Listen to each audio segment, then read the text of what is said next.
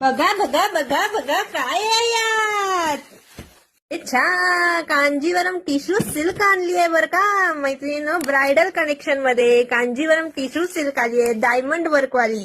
हाईला कसली भारी साडी आहे. चला तर मग साडी बघूया.